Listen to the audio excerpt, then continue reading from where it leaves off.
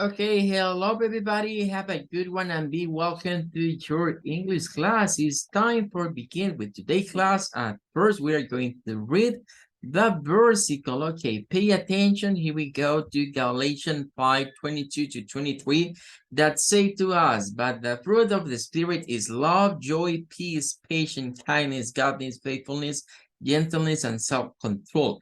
Against such things there is no law. Okay, and we have for this week that value that is a fruit of the spirit and is gentleness. Okay, let's see. Bienvenidos, gracias a todos por conectarse. Estamos iniciando, ¿verdad? La clase de este día. Y estamos viendo esta semana lo que sería el el octavo fruto del espíritu, ¿verdad? Que es gentleness o lo podríamos traducir modernamente, ¿verdad? Como gentileza, sería una forma del verbo, gentileza. Aunque aclarábamos, ¿verdad? Que en algunos textos, ¿verdad? Se apunta más a la palabra meekness, que sería mansedumbre. Bueno, hablando de ello, pues tenemos que continuar viendo algo en dictionary.com. Cuando vamos a esta, que es como el nombre, ¿verdad? Para llamarle a esta virtud, no encontramos mucha información. Solo aparece la definición, que la vimos el día de ayer. Aparecen digamos, los synonyms, algunas formas de utilizar la palabra, pero no hay más. Eso es todo. Eso es muy común en dictionary.com cuando es una palabra que proviene de lo que vendría siendo un adjetivo. Recordemos que a todas estas que se les agrega el sufixo -nis, son palabras que su origen es un adjetivo. Entonces, si nos vamos a la palabra propiamente o al adjetivo, que es gentle, allí sí encontraremos mucha más extra information.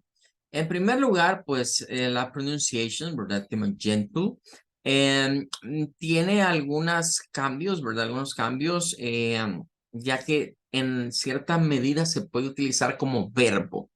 O sea, aparte de ser un adjetivo, también tiene un uso como verbo.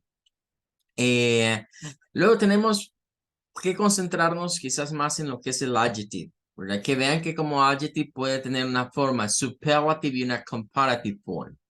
Entre estas, ¿verdad? Se nos apunta lo que es kindly, que vendría siendo como amable, amable, ¿verdad? A gentle manner, alguien que tiene un trato amable con otra persona, ¿verdad? O que su forma de ser, ¿verdad? Sus modales son gentiles, sería otra forma de verlo.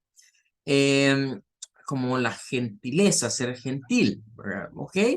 A ser amable. El number 2 nos dice not severe, rude, or violent, like Mill. Nos dice no ser severo, no ser rudo o no ser violento, ¿verdad? Es decir, ser alguien llevadero.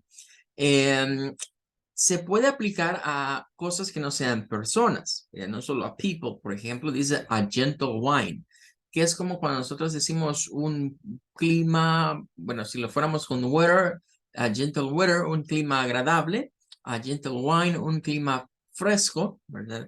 Podríamos verlo de esa manera. A gentle tap on the shoulder es como cuando nos dan una palmadita, ¿verdad? Una palmadita en la mano con la mano en el hombro con gentileza. Moderate sería otra forma de verlo. Moderado, ¿verdad? Gentle heat, como un calor, ¿verdad? Como cuando podemos, digamos, variar la temperatura de algo, ¿verdad? Y dejar una temperatura, digamos, moderada. Bien. Ok, permítame que aquí pulsamos otra cosa. Vamos a ver. Ok, David y Patricia, ya leí su mensaje, no hay ningún problema. Ok, muchas gracias, no hay problema.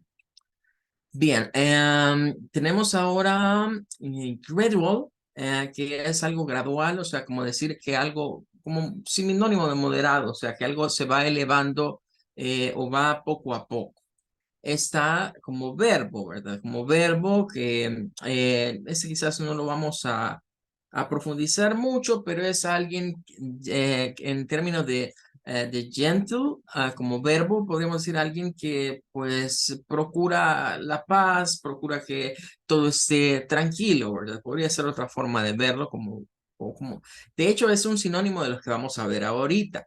Clement, peaceful and pacific. Esos están como clemente, pacific, pues el pacífico, pero peaceful es el que procura la paz, el que busca la paz cuando hay contienda.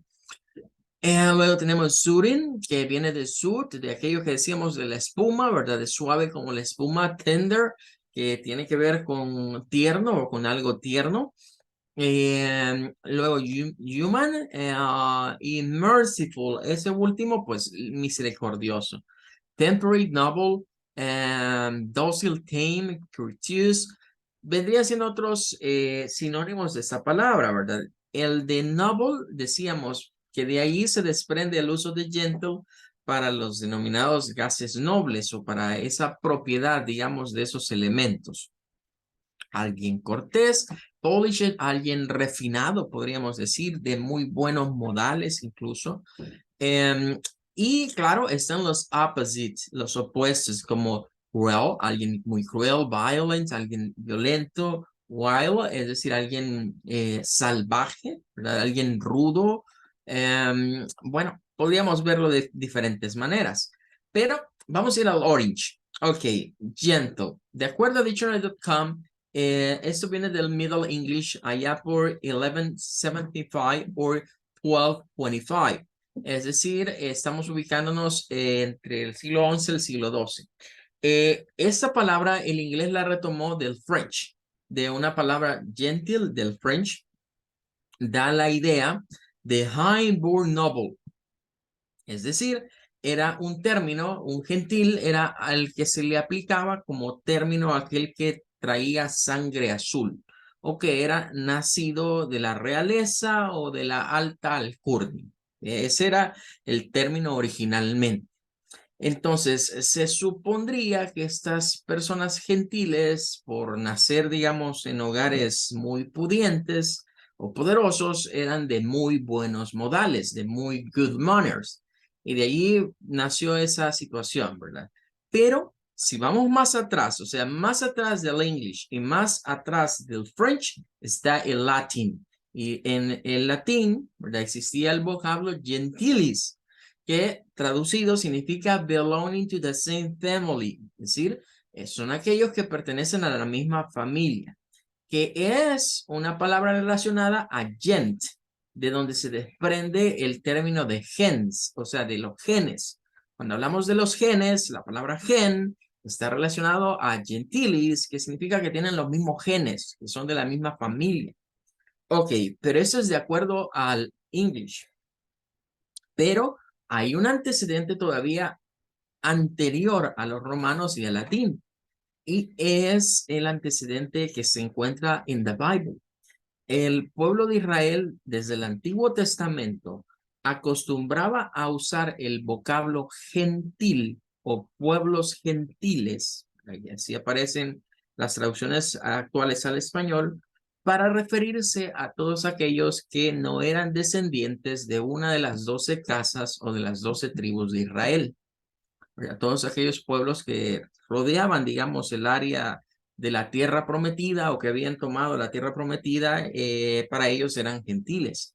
Y ese término se heredó en el New Testament.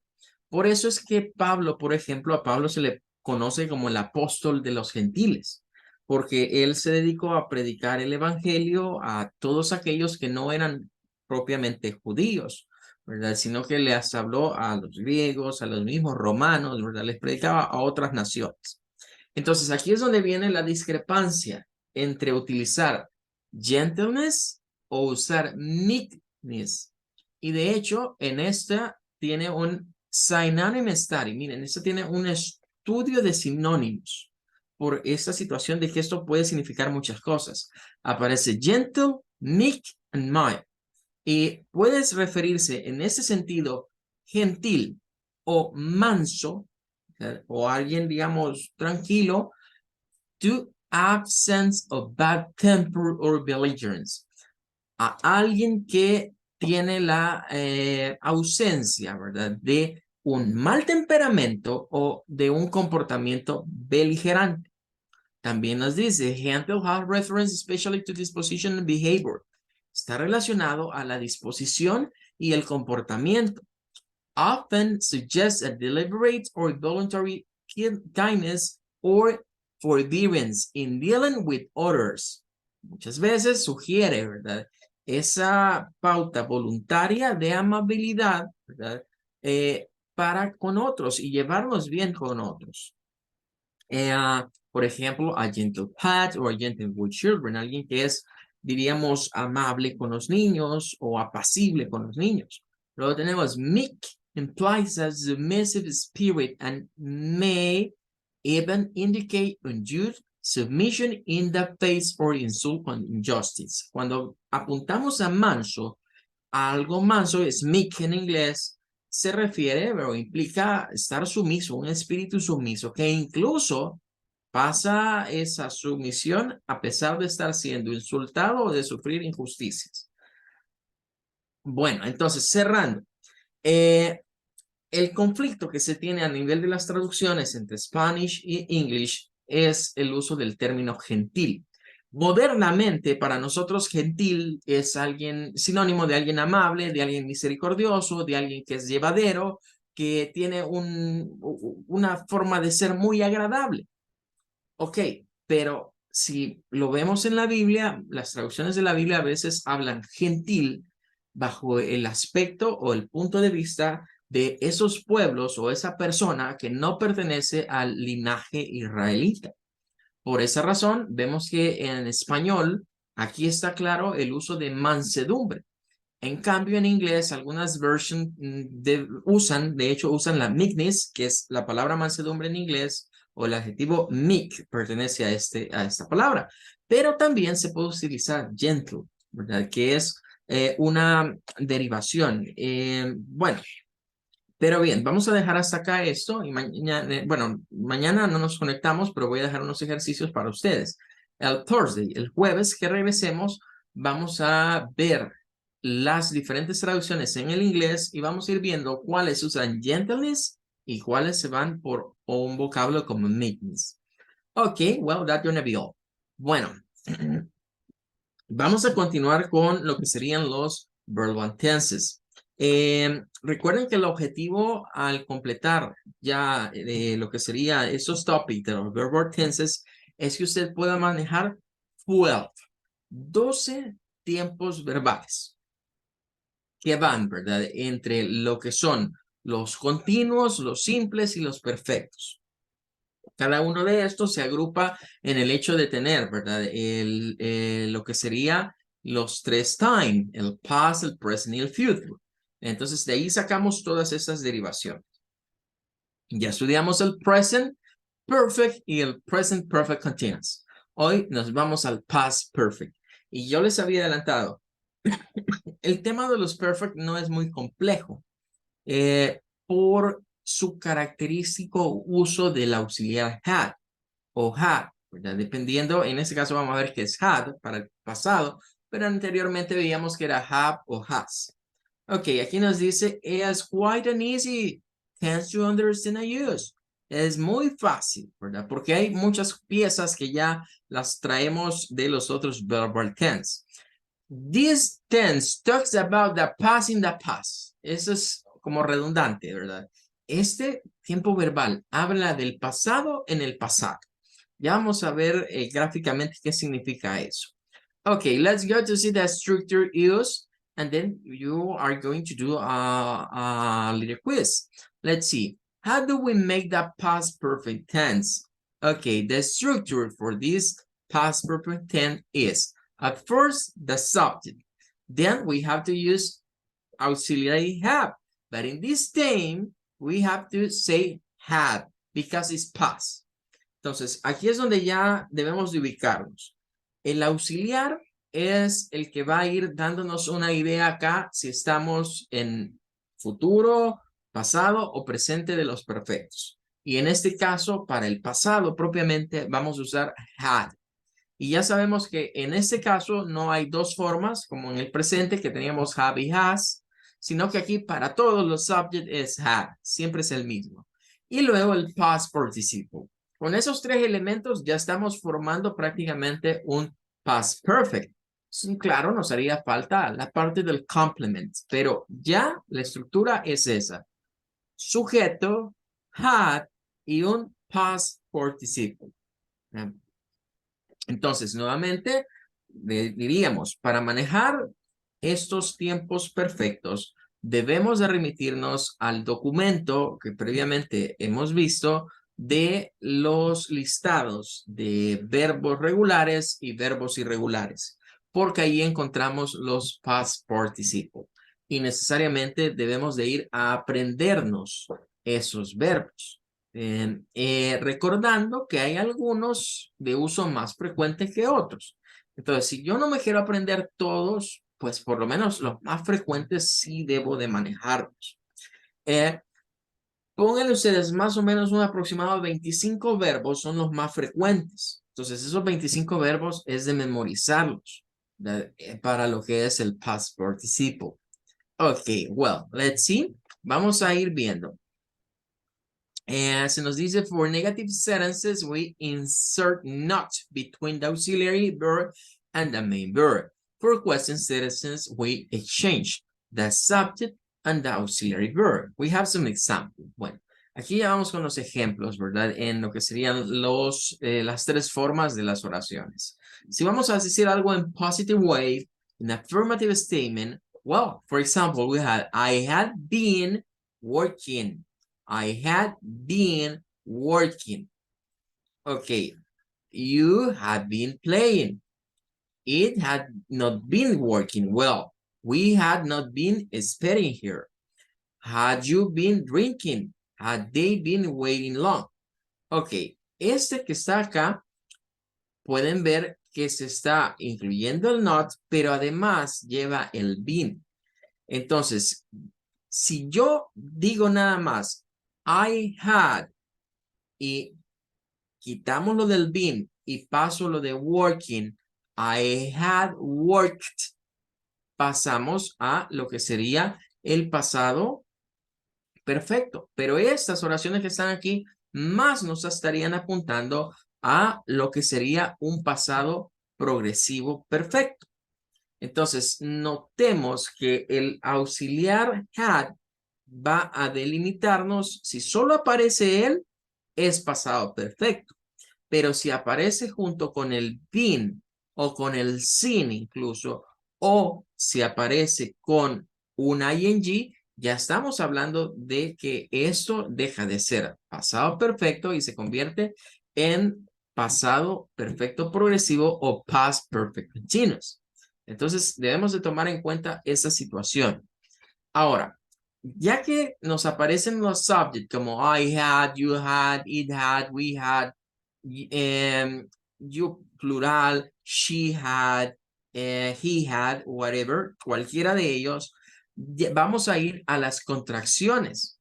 Entonces, dentro de las contracciones, ¿verdad? Vamos a encontrar lo que vendría siendo contracciones como de I had, como I'd, you had, como you'd, he had, como he'd, she had, como she'd, it had, como it, we had, como we'd, and they had, como they'd, con ese sonido d. Ahora, con estas hay que tener una precaución, porque al igual que en el pasado, perdón, al igual que en el tiempo perfecto para el presente, que lo podíamos confundir con, sobre todo en las terceras personas, con la contracción del to be, aquí también puede haber una pequeña confusión con otra contracción. Entonces, debemos de ponerle especial atención a cómo están redactadas las oraciones o lo que nos están diciendo para distinguir si es la contracción del had o si va a ser la contracción de otro auxiliar. Bien, tenemos aquí unos ejemplos. Dice, I eaten already. Miren, I eaten already. Vuelve a aparecer el already. I had eaten already. Yo he comido. Yo ya he comido, podríamos decirlo de esa manera. They'd gone home. They had gone home. Ellos han ido a casa. se han ido a casa, diríamos. Para que tenga más, más sentido en el español hay que agregar ese se. Ellos se han ido a casa, o sea, de haberse ido en el pasado. Bien. For negative statements, we have to contract con not. Vamos a hacer contracción con not. Y en la de not, pues vamos a usar hadn't. Esa es la forma de contractar en este caso. I had not, I hadn't finished my meal.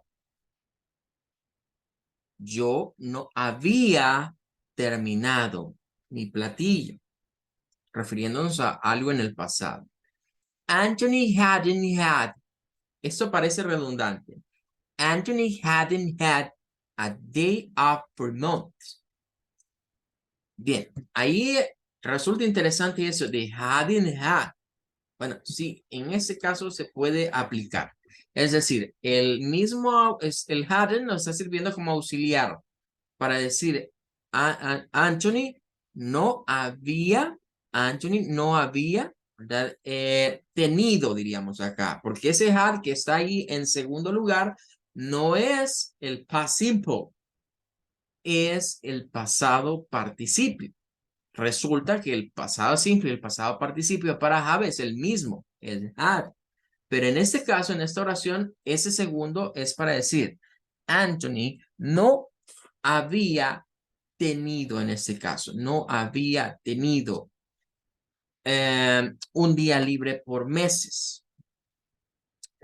Nos dice, the contraction D, porque es con la D, the contraction D is used also for auxiliary verb would. For example, with can mean we have or maybe we would. Aquí es donde viene la situación que tengo que poner atención. ¿Qué me va a dar la clue? ¿Qué me va a dar la pista para diferenciar si estamos ante una oración que represente una contracción de would o una contracción de had? Porque las dos suenan igual, las dos se escriben igual. Es decir, vamos a decir with arrived, como podemos decir with arrived. Y ahí está la clave. Es decir, en el verbo principal de la oración. Recuerden que had y would son auxiliares. Son auxiliares. Entonces, como auxiliares, en este caso, vemos acá que lo que nos da la idea de si es contracción de had o si es contracción de would es este verbo. Si este verbo es el pasado participio, no cabe duda que es la contracción de had. Si este verbo está en su forma base, ¿verdad? Que sería como lo escribimos en un presente simple, pues entonces es would. Y es muy diferente, we would arrive, a decir we had arrived. Son cosas muy diferentes. Bueno, así que nos dice, it is always clear that form, we have the form, the context. Hay un contexto, sí, hay un contexto, pero no se nos olvide que este verbo es el que nos va a dar ese contexto en este caso. Para distinguir si está contractándose uno u otro. Okay, how do we use the past perfect tense? The past perfect tense expresses action in the past before another action in the past. This is the past in the past. Esta es una expresión como redundante. ¿Para qué sirve esto? ¿O cuál es su manera de utilizarse? Es para expresar una acción que ocurrió en el pasado, antes de el pasado al que nos queremos referir. Es un poco enredado tratar de explicar eso. Por eso tenemos ahí una timeline. Entonces, ¿qué significa eso? The past in the past. Bueno, nos ubicamos claramente en el time, que tenemos el present, que es lo actual, el future, que es lo que se viene, y el past, que es lo que ya pasó. Ok, pero aquí tenemos lo que sería dos oraciones. Dice, the train leaves in the past at 9. Bueno, eso nos ubica. Bueno, decimos, the train left at 9. Eso es pasado. Entonces decimos, bueno, el tren zarpó, por así decirlo, ¿verdad? O comenzó su viaje a las 9. We arrived at 9:15 a.m. Llegamos, ¿verdad? A esta hora. When we arrived, the train had left. Pero cuando llegamos, el tren se había ido. Bien, o había partido. ¿Qué sucede? Esta oración es en el pasado, pero nótese que hay como un bloque en el cual lo vamos planteando. Dice de que a esta hora, a las 9, el tren se fue, salió y llegamos tarde, llegamos a esta hora. Eso también está en el pasado. Pero ¿qué sucede? Estamos narrándole a alguien que perdimos ese tren por llegar tarde, para darle la idea de que cuando llegamos a la estación, eso ya había zarpado, ya había salido el tren, entonces ahí usamos the past in the past.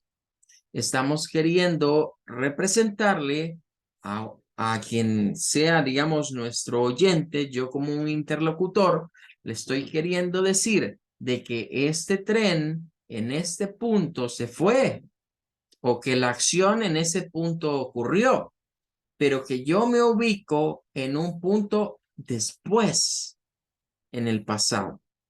Si lo vemos desde el punto de vista del presente, ¿verdad? Significa que esta acción, that train had left, ocurrió acá en este punto. Pero hay una acción intermedia.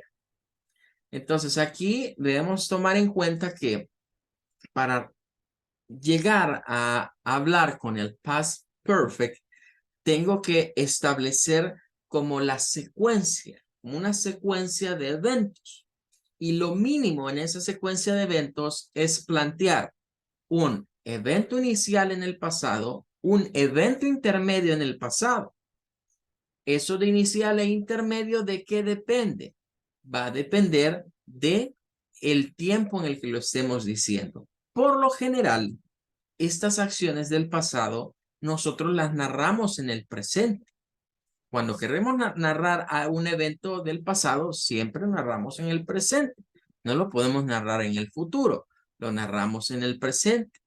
Entonces, si yo veo, fíjese eso, no es una secuencia como el pasado simple que decíamos, si yo quiero narrar una secuencia de hechos que terminaron en el pasado, uso pasado simple. Pero eso no se trata de narrar una secuencia de hechos. Esta de acá es una secuencia de hechos, hasta aquí. Esta es una secuencia de hechos. Pero yo lo que estoy haciendo con el pasado perfecto es saltarme un hecho. ¿Cuál hecho? Ese de acá. O sea, yo puedo decir, bueno, el tren se fue a las 9 de la mañana. When we arrived, the train had left. Cuando llegamos ya se había ido. Entonces, ¿qué sucede acá? Nótese que se usa nuevamente la cláusula when. Entonces, se parece mucho a lo que estudiamos antes de las diferencias entre el pasado simple y lo que vendría siendo el pasado progresivo, que usábamos cláusulas como while, mientras, y when, cuando. ¿Ya? Que decíamos, usamos when cuando hay una oración en el pasado, una acción en el pasado que fue interrumpida por otra. En este caso. En este caso no.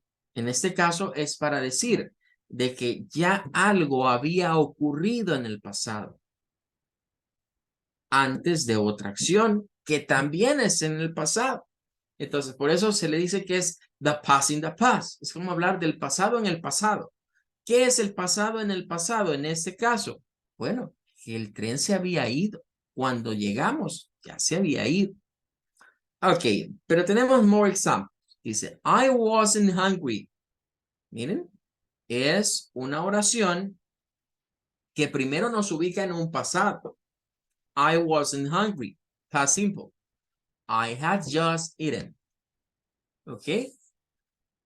No tenía hambre, no estaba hambriento, diría alguien. I had just eaten. Ya había recién comido en el pasado. They were hungry. Ellos estaban hambrientos. They had not. They hadn't eaten for 5 hours. Ok, tenemos primero la oración en pasado que nos ubica el time en el pasado. Pero luego una oración que nos dice lo que, en este caso, lo que no había ocurrido. Yeah. They had not eaten. They hadn't eaten. No habían, ellos no habían comido por 5 horas. Y vean, aparecen nuevamente estas expresiones que ya vimos del anterior, del simple perfect, just, por. Estaban en el anterior. Tenemos otro más. I didn't know who he was. Yo no sabía quién era él. I had never seen him before. Nunca lo había visto antes. Entonces, nótese que para utilizar estas oraciones debemos de remitirnos a una primera oración en pasado simple que nos pone como el marco del time para luego sacar la oración en pasado perfecto, que tiene que ver con eso de que si había sucedido algo o no había acontecido eso en el pasado. Mary wasn't at home when I arrived. Bien, pasado. Y esa lleva dos, o sea, lleva una primera y una secuencia de acciones en el pasado que se completaron. Mary wasn't at home. Ella no estaba en casa cuando yo llegué. Y luego, really? Where had she gone? ¿En serio? ¿Y a dónde se había ido? ¿A dónde se había ido? Bien, you can sometimes think of the perfect tense like the present perfect tense. And instead of the time begin now, the time is before. Bueno, aquí es donde vamos a distinguir un poquito, ¿verdad? Entre el pasado perfecto y el presente perfecto. Porque decíamos que una cualidad del presente perfecto es como venir del pasado y tener cierta repercusión en el presente. Pero miren estas líneas. ¿Dónde diferenciamos una cosa de la otra? Que acá usamos el verbo tener, o haber, que a veces lo traducimos como haber, dependiendo de la expresión que vayamos a manejar en español. Entonces, vean acá, estamos como en la línea del pasado hacia el presente. Tiene incidencia sobre el presente. Esto es el present perfect. Pero este otro se ubica, miren, acá, en el pasado. Su incidencia fue en el pasado. Significa que lo que ocurrió ya ocurrió. Eso ya había ocurrido en el pasado. No es cuestión de que ha ocurrido. Ojo, había ocurrido no es lo mismo que decir ha ocurrido. Son cosas que se diferencian. ¿En qué? En este. Porque este nos adelanta el hecho de que eso tiene vigencia, tiene influencia, digamos, sobre el presente, pero este ya no. Este ya no se puede cambiar. Luego tenemos, for example, imagine that you arrive at the station at 9:15 a.m. The station master says to you, you are too late. The train has left. Later, you tell your friends, we were too late. The train had left. Veamos. Llegamos a una estación. Póngale que usted en una estación de tren. Pongámosles al Layport. Llegamos al Layport de aquí del Salvador. Ahí en el Layport le dice ahí los que revisan, hey, you are too late. You are too late. Si viene muy tarde. The train has left. The plane, digamos, el avión. The plane has left. El avión ha salido, ya ha salido. O sea, en ese momentito ya habían cerrado y bueno, quizás no había despegado. No había despegado, pero ya no se podía entrar. Ya estaba cerrado. Ok, entonces, bueno, llegamos, con los que llegué tarde, por ejemplo, si fuera no my friends, fuera my family, le digo, hey, we were too late. Yo les dije, veníamos muy tarde. The plane have left. ¿Qué implica have left? Ese ya se fue. Eh, yo fui y pregunté, el tren ya habían cerrado las escotillas y ya iba en la pista. Pero en lo que me moví a decirle a los demás, ya se fue, ya zarpó, ya se elevó, ya despegó. Entonces, esa es la diferencia entre utilizar el have con el presente perfecto y el had con el pasado perfecto. El hecho de que el has left es algo que todavía tiene incidencia en el presente. Porque le están diciendo, hey, ahorita se acaba de ir. Ya no lo va a agarrar, pero mira, allá va. Si fuera un bus, si fuera un bus, si fuera un bus en el que, tal vez todavía lo alcanzo si le hago señas al motorista, al bus driver. Bien. Eso implica que tiene incidencia en el present. Pero si el bus ya hace rato que pasó, entonces eso ya va con el past. Ok, let's see. Ahorita me quiero ver cuánto tiempo tenemos.